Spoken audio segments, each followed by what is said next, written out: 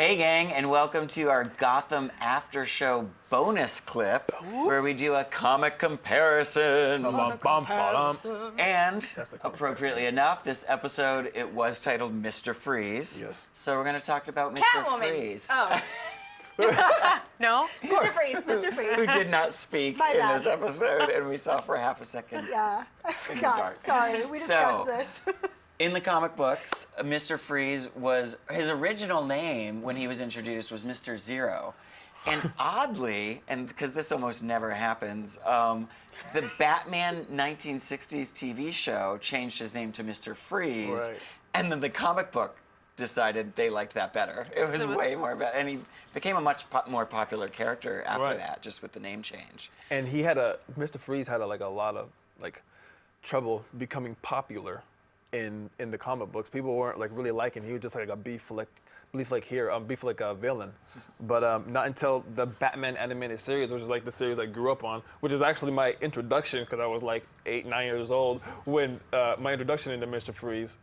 But it took him a long time to get there. And once he hit that show, that's what gave him his background, the background by about his wife Nora, which is actually written by Paul Dini, and so. And I just blanked out. But it was by Paul Dini, and that's what actually gave him his popularity, and then it went to Arnold Schwarzenegger.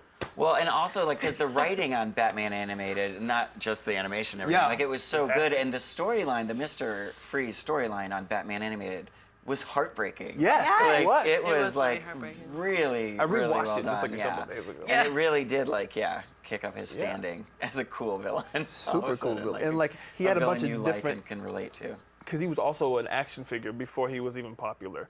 This action figure company, I forget the name of it, but they made him an action figure and gave him all these crazy freeze guns on his torso, and he had so many, he had a lot going on. So he was a cool action figure, but then they took that same suit and put it in the comics, and he still wasn't cool. So he wasn't cool until he was in the Batman animated series. I'm trying to think of the because I had all the toys, I had all the action figures, and I'm trying to think of what. But this is would have been. early on, before you and me were born with this. Yeah, I know, but I'm so old, and but I'm a geek, and when I was a kid in high school, I would go and collect super old. I got obsessed with $6 Million Man and the Bionic Woman, and none of us were born yet, when that was on the air.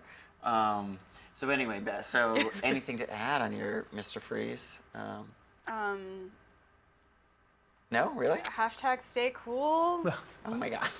Arnold Schwarzenegger for life. Comparison, we also have Arnold Schwarzenegger's, which we did mention in our main thing. See, that was my introduction to Mr. Freeze, was Arnold Schwarzenegger. I know it's terrible. Which is why you weren't a big Mr. Freeze fan. Which is why I was like, Mr. Freeze? But now going back and watching the animated series. Catch the bad gay or save the birds. Your choice, Batman. It's terrible. Also, that was my Arnold Schwarzenegger. You're welcome, everyone. And a great wrap up. So on that note, we'll get you back here next week for a comic comparison. And we don't know who it's going to be yet, so it's going to be a surprise. Nigel. Thanks, guys. See you next time. Hashtag GothamAS. Yeah.